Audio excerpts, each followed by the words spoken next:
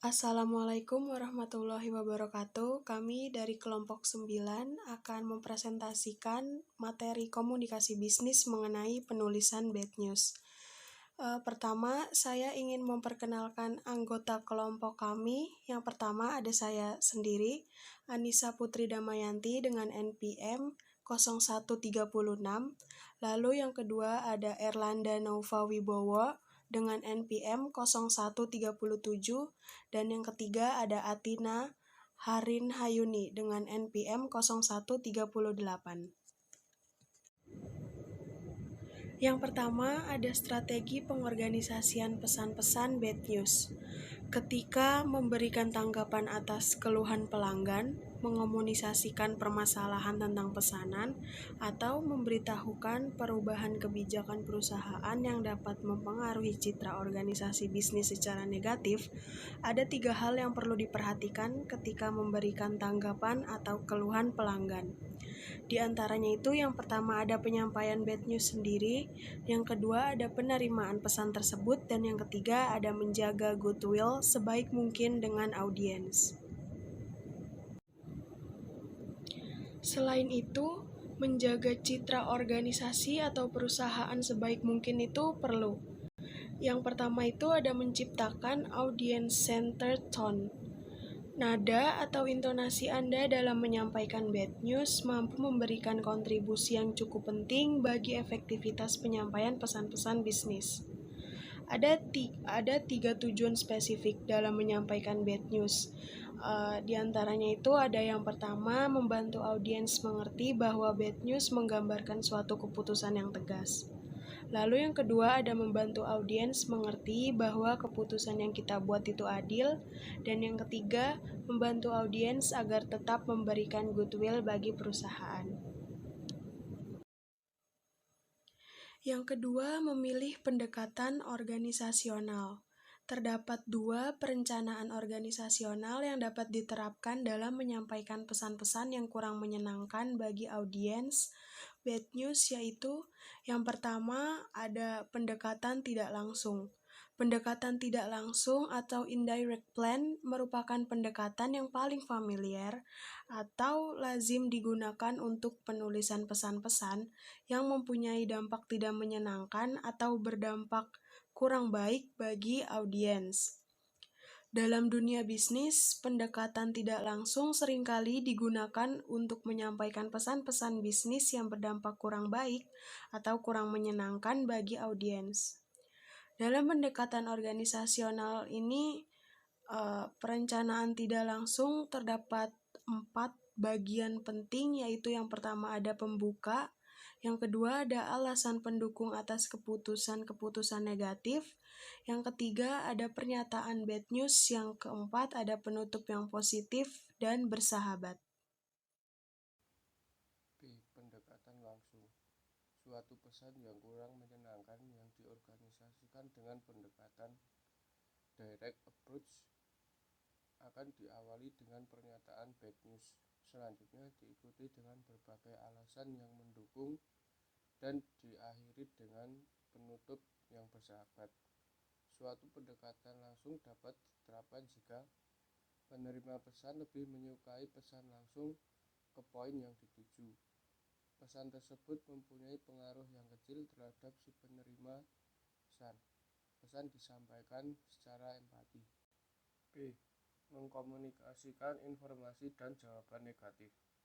Dalam dunia bisnis, seringkali memberikan jawaban langsung sebagai bentuk penolakan atau ketidaksetujuan terhadap sesuatu menjadi hambatan dalam berkomunikasi. Dalam situasi yang seperti itu, keterampilan komunikasi seorang komunikator diuji kemampuannya untuk mengatakan tidak dengan tetap menjaga hubungan yang baik dengan berbagai pihak di kemudian hari. Bad news tentang produk. Bad news yang berkaitan dengan produk antara lain kenaikan harga produk, penarikan kembali produk yang rusak atau cacat. Bagi pelanggan, bad news tentang produk tentunya memberikan dampak negatif bagi mereka. Oleh karena itu, penyampaian bad news tentang produk perlu mempertimbangkan dampak negatif yang ditimbulkannya. 2. Penolakan kerjasama. apabila seseorang meminta informasi atau partisipasi dalam suatu kegiatan tertentu, sementara itu kita tidak dapat memenuhi permintaannya, kita dapat menggunakan pendekatan langsung dan tidak langsung. Dalam dunia bisnis, menjalin kerjasama dengan pelaku bisnis lain merupakan hal yang seharusnya dilakukan untuk memperkuat jaringan pemasaran suatu perusahaan. Namun, dalam praktiknya bisa terjadi suatu penolakan kerjasama bila mana bentuk kerjasamanya merugikan pihak lain. Yang selanjutnya yaitu penolakan undangan.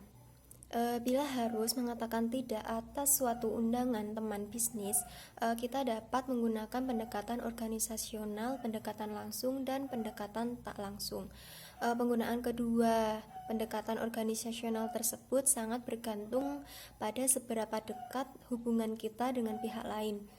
Sebagai contoh, sebuah lembaga asosiasi pemasaran ingin menggunakan gedung pertemuan di perusahaan kita. Sementara itu, pada saat yang sama, di perusahaan kita juga akan diadakan pertemuan rutin internal untuk mengevaluasi kinerja bagian pemasaran di gedung yang sama.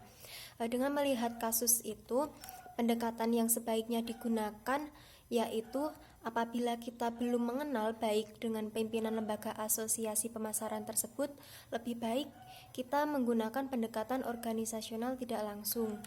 Namun, apabila kita sudah sangat mengenal atau sebagai teman baik dengan pimpinan lembaga asosiasi pemasaran tersebut, kita dapat menggunakan pendekatan organisasional, pendekatan langsung.